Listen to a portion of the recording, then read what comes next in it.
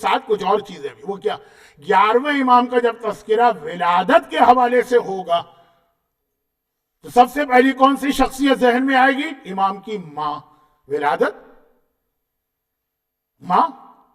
ولادت میں جو اہم ترین پرسنالٹی ہوتی ہے، پورا جشن جس کے گرد ریوالو کرتا ہے، وہ تو ماں ہوتی ہے نا، جس کے شکم سے اللہ نے اس نور کو اس دنیا میں ظاہر کیا. 11ویں امام کی ماں کا نام حدیثہ.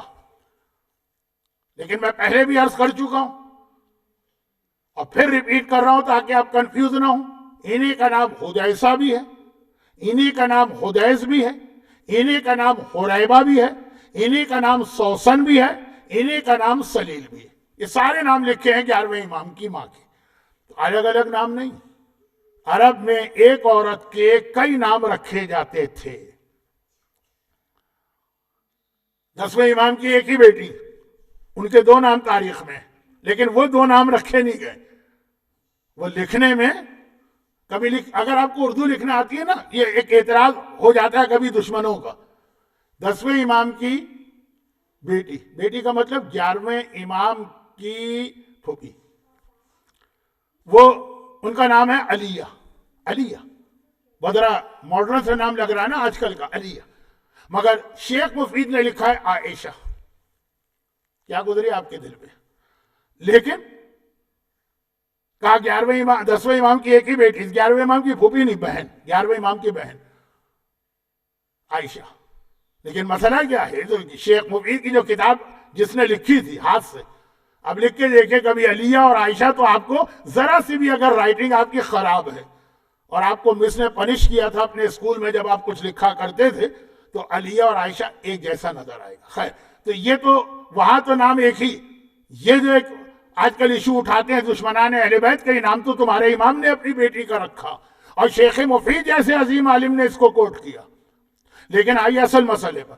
11ویں امام کی ماں یعنی 10ویں امام کی بیوی، ان کے کئی نام ہیں لیکن حدیثہ بہت ہی مشہور نام.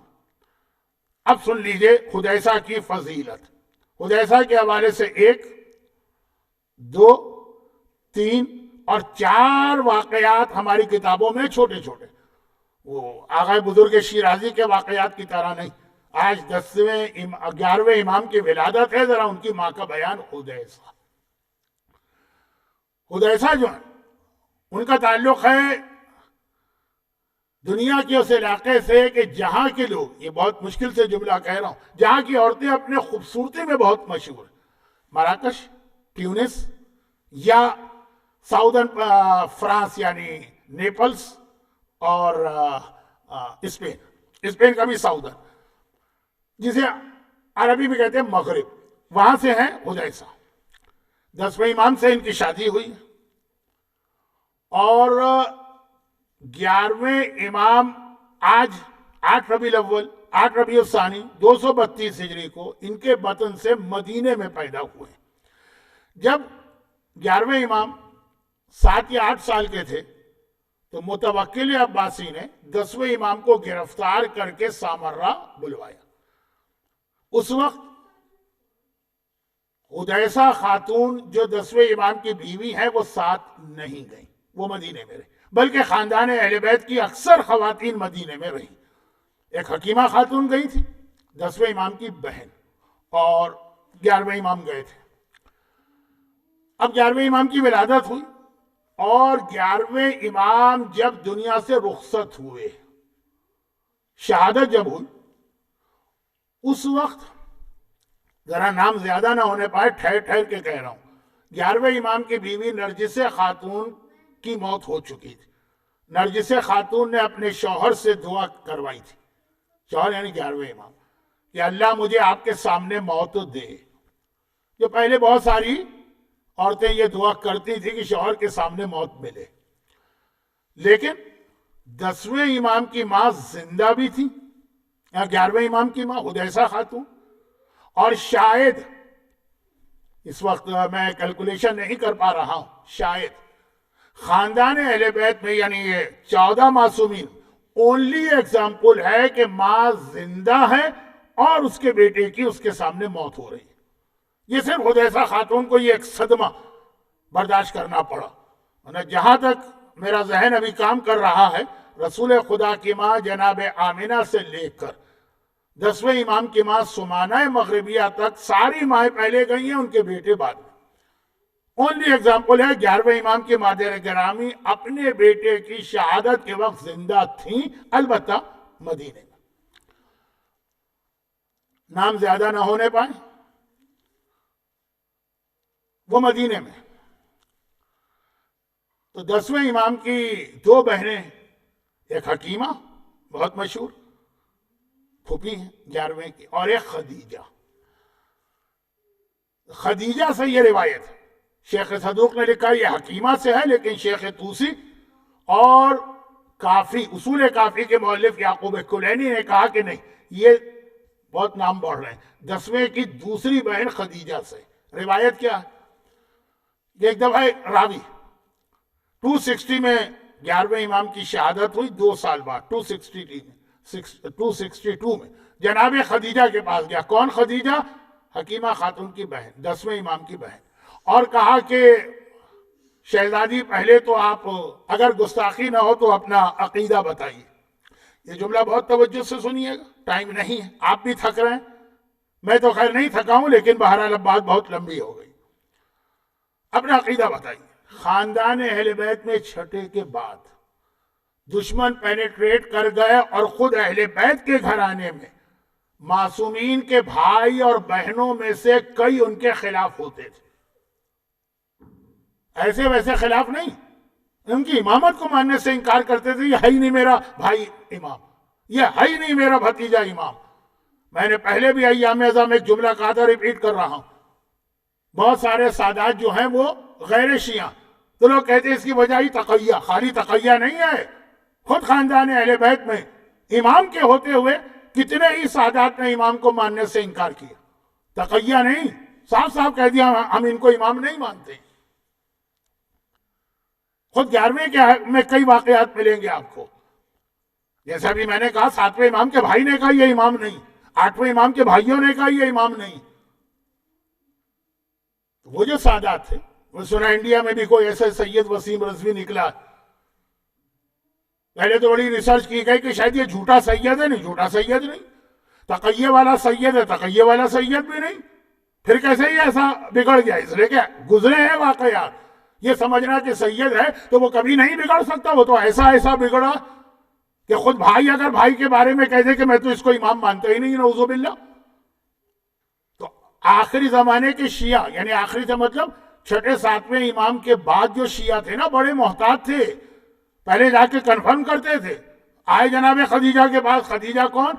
9ویں امام کی بیٹی، 10ویں امام کی بہن، 11ویں کی پھوپھی. کہا اپنا عقیدہ بتائی. عقیدہ بتائے. کہا کون سے امام کو آپ مانتی ہیں؟ سارے اماموں کے نام لی. یہ پوچھا جا رہا ہے، پردہ ہے لیکن پوچھا جا رہا، کیونکہ عورتوں نے بھی برابر سے انکار کیا ہے اپنے بھتیجوں اور بھانجوں اور بھائیوں کا. اور پھر نام لیتے لیتے کہ میرا امام یہ، میرا امام یہ. 11ویں کا نام لیا، اور 11ویں کے بعد پھر زمانے کے امام کا نام لیا. 11ویں شہید ہو چکے ہیں، یہ 2 سال بعد کا واقعہ. 11ویں کے 2 سال بعد کا واقعہ شہید. 12ویں کا نام لیا. راوی نے چونک کے پوچھا 12واں وہ کہاں ہے؟ اس زمانے میں ہر شیعہ کو خبر نہیں تھی. کہا مستورن، وہ پردہ غیبت میں ہے. راوی نے پوچھا، احمد ابن ابراہیم راوی پوچھ رہا، پردہ غیبت میں، اس کا مطلب ان کی ولادت ہو گئی ہے؟ کہا ہو گئی. کہا یہ کیسے آپ کو پتا چلا؟ کہ آپ نے اپنی آنکھوں سے دیکھا؟ دیکھیں انہی کی بہن حکیمہ خاتون نے اپنی آنکھوں سے دیکھا تھا. وہ تھی اس رات کو 15 شعبان کو، یہ تو نہیں تھی. آنکھوں سے دیکھا؟ کہا نہیں، آنکھوں سے نہیں دیکھا. میرے بھتیجے حسن عسکری نے مدینے میں خط بھجوایا کہ اللہ نے مجھے بیٹا دیا، اپنے بھتیجے کے کہنے پر کہ میرے ہاں بیٹا ہوا. راوی نے کہا لیکن جب وہ پردہ غیبت میں ہے تو 11واں امام کس کے حوالے کر کے گئے اپنے شیعوں کو؟ شیعوں کا جائے پناہ کون ہے؟ کس سے رجوع کریں؟ کہا کہ 11ویں کی ماں سے، حدیثہ سے. انہیں اپنی جگہ نائب بنا کے گئے ہیں 11ویں امام. عورت نائب بنا کے گئے. تو گھبرا کے راوی نے کہا کہ کیا کوئی عورت نائب امام بن سکتی ہے؟ ایسی کوئی اگزامپل ہے؟ تو انہوں نے پھوپھی نے جواب دیا کہ ہاں. کربلا میں آقا حسین جب شہادت کے وقت جناب زینب کو اپنا نائب بنایا علی ابن الحسین کے صحت یاب ہونے تک، کہا وہ میرا نائب ہے، یہی جو میرے دادا حسین نے کیا یہی میرے بھتیجے حسن نے کیا ہے، حدیثہ کو نائب بنا کے گئے ہیں اپنا۔ دو باتیں، نمبر ایک، جناب حدیثہ کو مشابہ قرار دیا زینب کبریٰ سے، زینب کیا ہیں، عصمت صغریٰ کی مالک، ان سے مشابہ قرار دیا۔ اور نمبر دو، آج کل خود یہاں ہمارے یہاں میلبرن میں عورتوں کو بڑا ڈیگریڈ کیا جا رہا، جو ان کی خرابیاں ہیں وہ اپنی جگہ، لیکن جہاں خرابیاں نہیں بھی ہیں ذرا توجہ دیجیے، نائب بنایا حدیثہ کو۔ اچھا اب سنیے، یہ تو ان کی والدہ کی عظمت، جس ماں کو آج ہم مبارکباد دینے جائیں گے، کس کو آپ دیتے ہیں جا کے مبارکباد دیتے ہیں؟ ماں کو تو دیتے ہیں نا۔ وہ حدیثہ، اب سنیے واقعہ، تاکہ جو میری ایام ازا کی کچھ مجالس تھی وہ آپ کی سمجھ میں آ جائیں۔ آج غم کا بیان تو نہیں ہوتا ہے نا، تو 1 گھنٹہ تو ہو گیا ہے، لیکن تھوڑا سا اور برداشت کر لیجیے۔ اب ہوا کیا، حدیثہ خاتون نائب بنائے، چنانچہ جیسے ان کو خبر ملی کہ میرا بیٹا 11واں امام شہید ہو گیا، وہ مدینے سے چل کے سامرا آئی۔ اب ذرا گھر کی حالت دیکھیں، میں چاہتا ہوں یہی مومنین کرام اس پہ سبق لیں۔ 11ویں امام شہید ہو گئے، اس وقت تک حدیثہ خاتون جنہیں نائب بنایا تھا وہ مدینے میں تھی، 12واں پردہ غیبت میں ہے پہلے دن سے ہی، صرف ایک بار سامنے آیا تھا، وہ بھی گھر والوں کے جب اپنے بابا کی نماز جنازہ کا موقع آیا تھا، تو امام زمانہ کے چچا یعنی 11ویں کے چھوٹے بھائی جعفر، تواب بھی کہلاتے ہیں قذاب بھی کہلاتے ہیں، جناب جعفر، ایک مومن نے مجھ سے پوچھا تھا کہ ذرا ان کے بارے میں بتائیے، اور میرا ارادہ تھا لیکن بیچارے وہ مومن اب وہ مجھے کو قذاب کہنے لگے ہیں، اس 1 سال میں بہت تبدیلیاں ہوئی ہیں نا، تو میں نے کہا کہ پھر اس موضوع پہ کیا بات کروں، اور تو لوگوں کو انٹرسٹ ہے نہیں۔ جناب جعفر جن سے تمام نقوی سادات، تو وہ اچھا اب دیکھیے مسئلہ، ایک آدمی مر گیا اور اس کی کوئی اولاد نہیں، تو اس کی پراپرٹی کس کو ملے گی؟ شیعوں کے اعتبار سے پوری پراپرٹی ماں کو ملے گی، اہل سنت کے اعتبار سے 1/3 ماں کو ملے گا، 2/3 بھائی کو ملے گا۔ تو جناب جعفر طیار، جعفر طواب، میرا بھائی مرا، اولاد کوئی نہیں، ان کو پتا ہے نماز جنازے کے وقت مجھے ہٹایا تھا، لیکن لوگوں کو تو نہیں پتا نا، اور مرنے والے کی ماں ہے نہیں اس وقت یہاں مسامرہ میں، وہ مدینے، انہوں نے پوری پراپرٹی پر ایز اے بھائی قبضہ کر لیا، اور اس کے بعد خالی قبضہ نہیں کیا، غلط سلط اس کو استعمال کرنے لگے۔ اس سے اندازہ کریں جعفر طیار کتنی عظیم شخصیت ہے، جن کے بیٹے عبداللہ جناب زینب کے شوہر، ان کی اولاد میں ایک یتیم بچی تھی، 11ویں امام اس کو پال رہے تھے۔ جعفر طواب نے جب قبضہ کیا تو یہ بچی بھی ان کی کسٹڈی میں آئی، انہوں نے بازار میں لے جا کے اس کو بیچ دیا کہ کنیز ہے میرے پاس خرید لو۔ یہ دربار یزید کی بات نہیں کر رہا ہوں، یہ امام کے گھرانے کی بات کر رہا ہوں کہ ایک علویہ، چلے اگر ہم سیدانی انہی کو مانیں جو جناب فاطمہ کی اولاد ہے، تب بھی جعفر طیار کی اولاد، اور وہ بچی جو 11ویں امام پال رہے ہیں اس کو بازار میں لے جا کے بیچ دیا، یہ کہہ کر کہ یہ میرے بھائی کے مرنے کے بعد جو کنیزیں مجھے ملی ان میں سے ایک ون آف دا کنیز یہ۔ جب مومنین کو پتا چلا دوڑے دوڑے آئے اس کے پاس گئے، کہا تجھے پتا ہے یہ کنیز نہیں ہے، آزاد ہے، اور آزاد بھی عام عورت کے لیے خاندان رسالت کی بچی ہے۔ اس نے کہا میں کچھ نہیں جانتا، میں نے خریدا، جتنا پیمنٹ کیا اتنے پیسے دو اور واپس لے جاؤ۔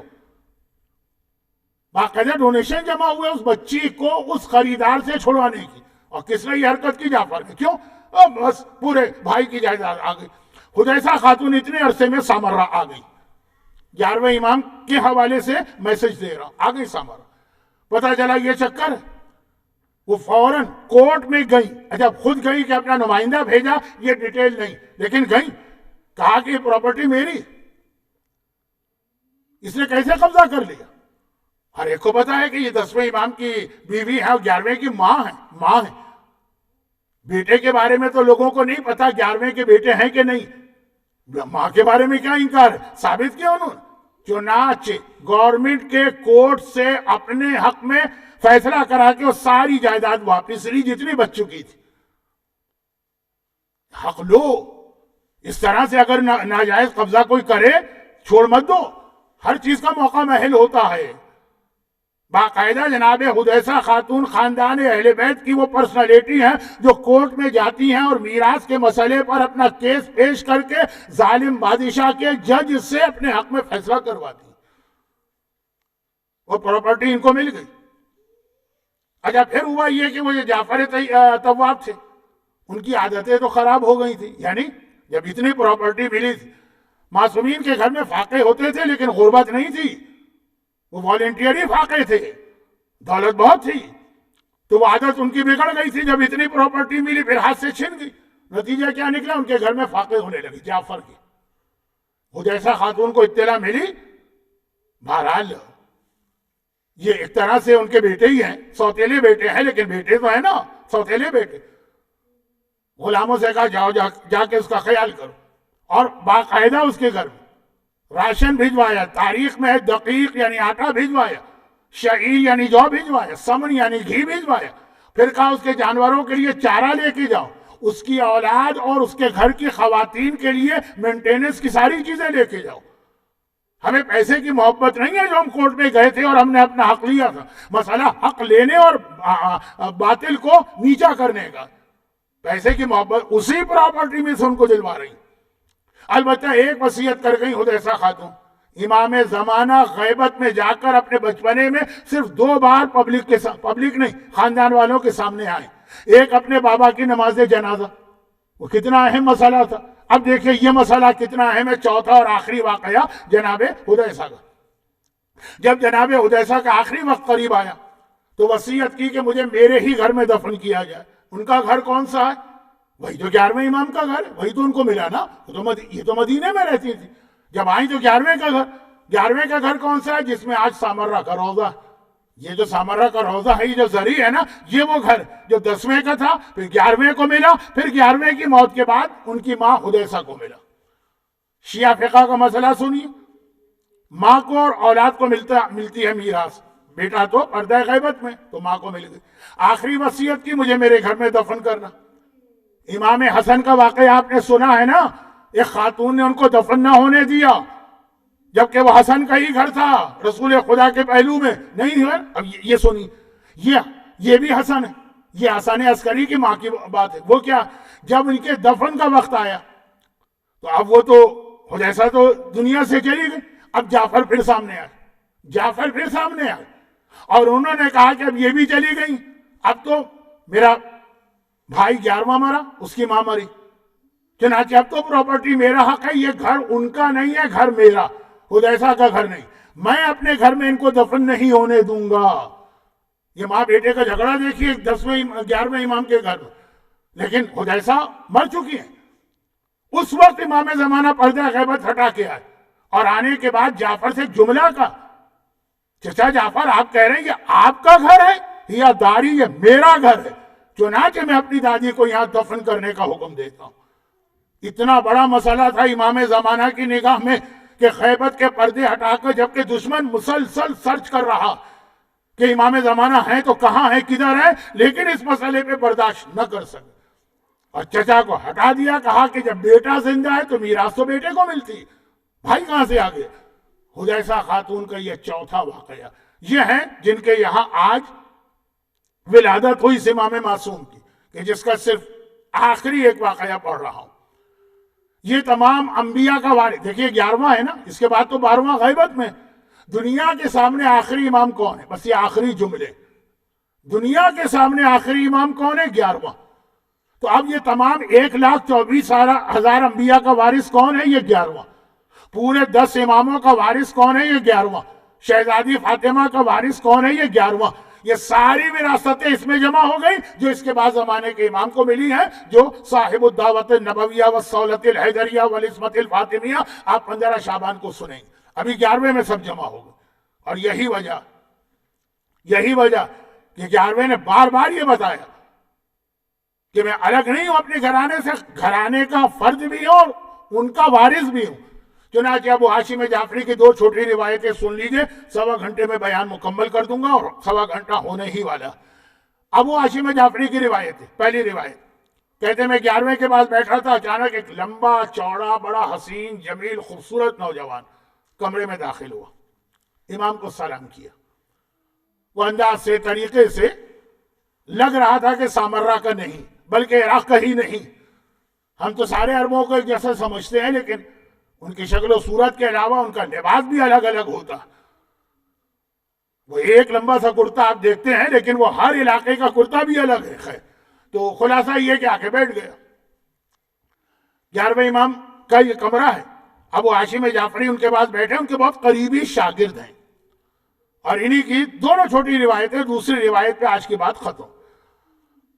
11ویں امام نے سلام کا جواب دیا اور اس کے بعد مجھ سے کہا کہ کیا اس کو پہچانتے ہو؟ کہا نہیں مولا، میں کیسے پہچانوں، پہلی بار دیکھا۔ کہا یہ اس یمنی عورت کا بیٹا، یہ یمن کے علاقے کا، جسے ہمارے بزرگوں نے ایک تحفہ دیا تھا۔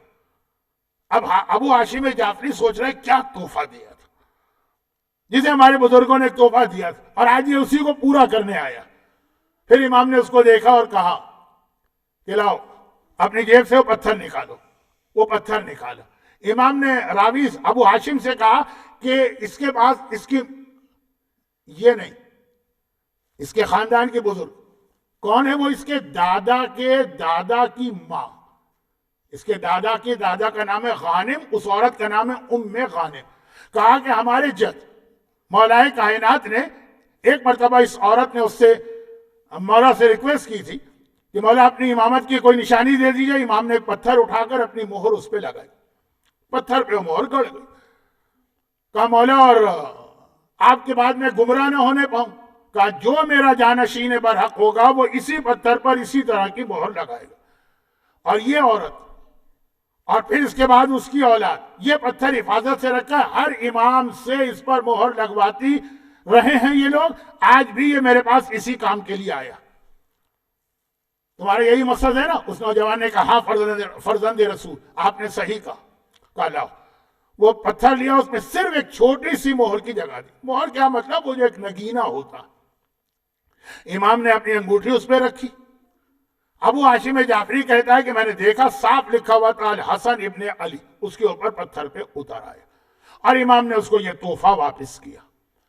اس کے دادا کی ماں ام غانم، اس کا نام ہے تاریخوں میں صاحبۃ الحسات، اردو میں ذرا اچھا ترجمہ نہیں ہوگا، کنکر والی پتھر۔ 3 عورتیں ایسی جنہیں معصومین نے پتھر پر ایک ایک کر کے سب نے اپنی مہر لگائی۔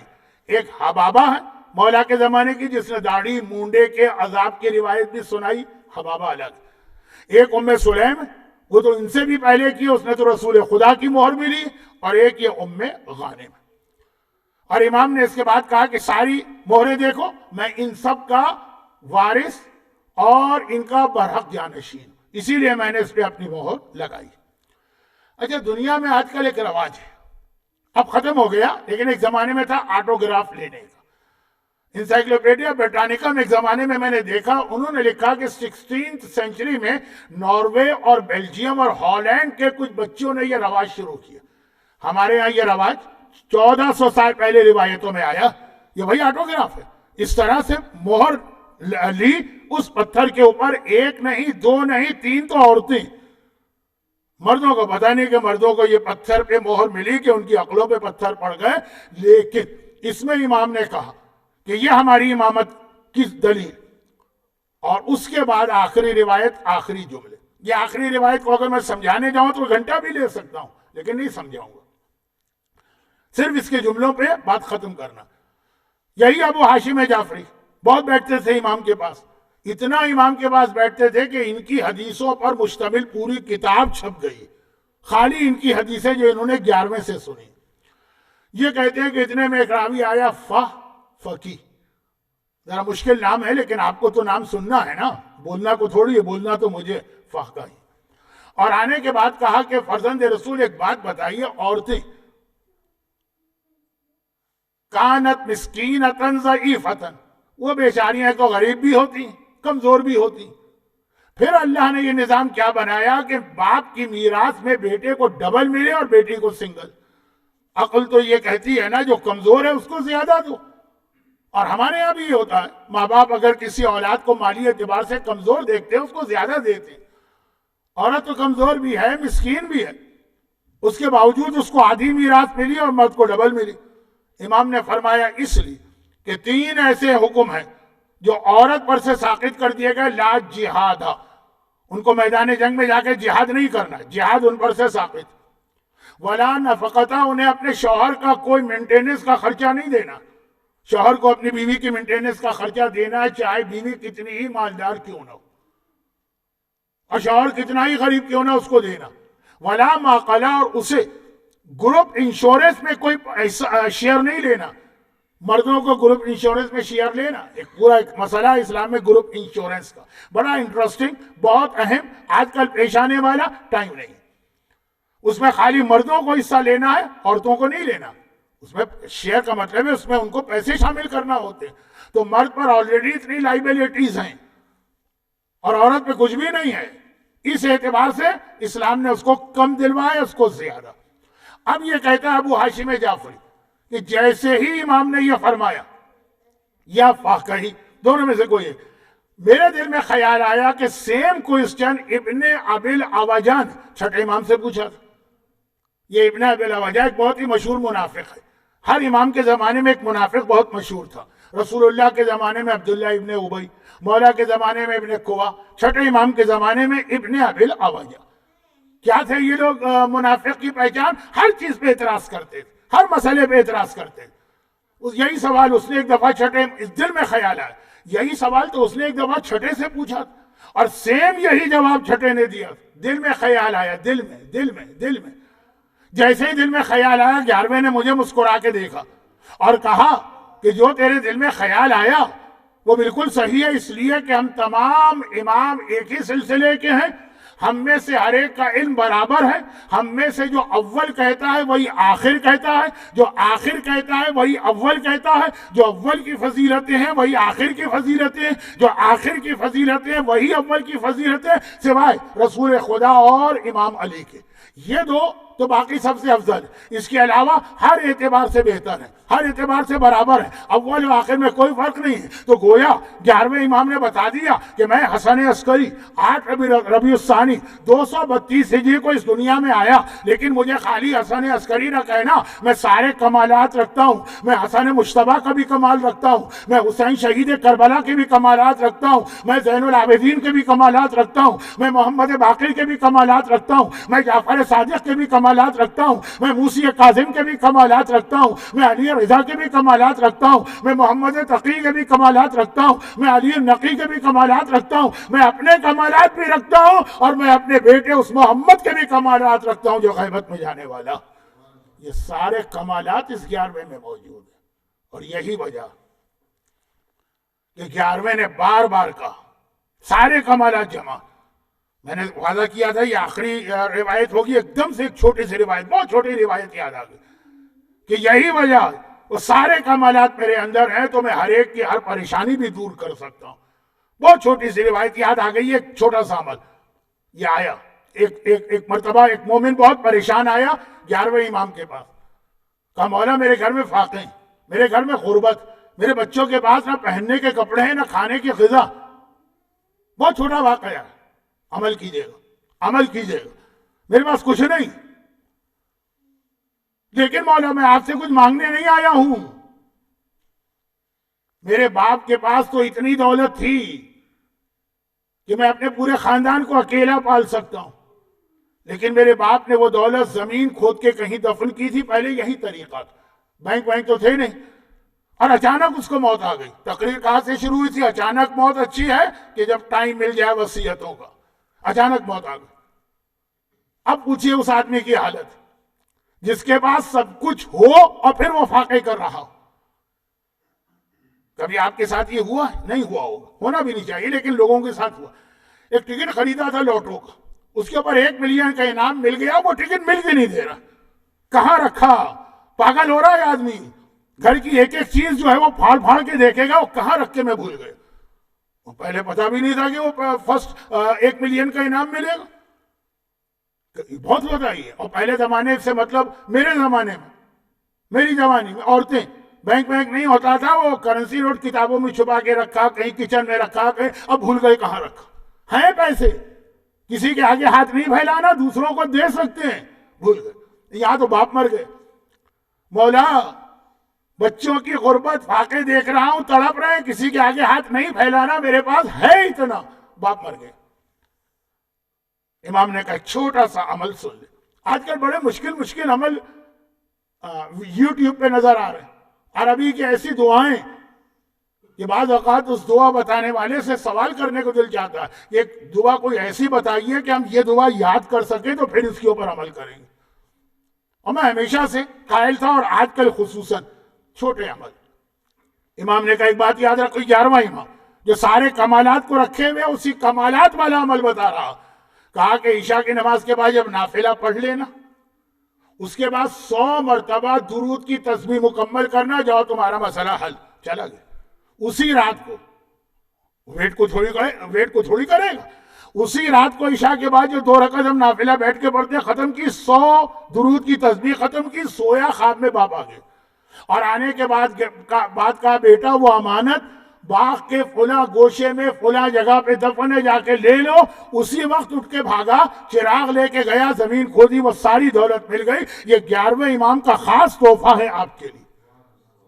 آپ کے بھی بہت سارے مسئلے اور پریشانیاں ہوں گے، اور درود کیا ہے؟ درود وہی تمام 4 معصومین کے کمالات درود میں جمع ہیں۔ تو زبان کے ذکر میں درود میں سارے کمالات ہیں، اور پرسنالٹی کے اعتبار سے 11ویں امام میں سارے کمالات ہیں۔ تو ہم اتنے بہترین موقع کو اپنے ہاتھ سے جانے نہیں دے سکتے۔ خدا بندہ تجھے محمد و آل محمد کی اس خوشی کا واسطہ جو اپنے اس وارث و فرزند کے دنیا میں آنے پہ ہوگی، اور مردوں سے زیادہ عورتیں خوش ہوتی ہیں، تجھے فاطمہ زہرا کی اس مسرت کا واسطہ کہ دنیا میں وہ آیا ہے جس کا بیٹا فرزند فاطمہ کے خون کا انتقام لے گا، تجھے جناب حدیثہ خاتون کی خوشی کا واسطہ پروردگارا دنیا بھر کے صاحبان ایمان، خصوصاً جو لوگ آج کے جشن میں آئے ہیں، انہیں دنیا اور آخرت کی ساری خوشیاں نصیب فرما، اور حسن عسکری کے وسیلے سے دنیا اور آخرت کی ساری پریشانیوں سے ان کو محفوظ فرما۔ پروردگارا اس جشن میں بیٹھے ہوئے لوگ یا دنیا میں جہاں جہاں اس جشن کو لوگ سن رہے ہیں، ان کی جتنی حاجتیں ہیں، ان ساری حاجتوں کو حسن عسکری اور اس کے اس فرزند کہ جس کی وجہ سے نظام کائنات چل رہا ہے، اس کے طفیل میں قبول فرما۔ ہمارے بیماروں کو شفائے کاملہ عطا فرما، ہمارے مرحومین کی مغفرت فرما۔ پروردگارا ہم میں سے بعض دشمنوں کے شر کا نشانہ بنے، میں پرسنلی جانتا ہوں، ان سب کو اسی طرح جیسے تو نے زمانے کے امام کو دشمنوں کے شر سے بچایا ہوا ہے، اسی طرح سے صاحبان ایمان کو دشمنوں کے شر سے بچا، اور ظہور امام زمانہ میں تعجیل فرما۔ پچھلے 1 مہینے پہلے بھی یہی رات تھی 11ویں امام کی شہادت کی، لیکن کرفیو لگنے والا تھا تو ہم نے 11ویں امام کی زیارت بہت جلدی پڑھی۔ بہرحال ہر امام کو ہم سلام کرتے ہیں اس رات کو، تو پہلے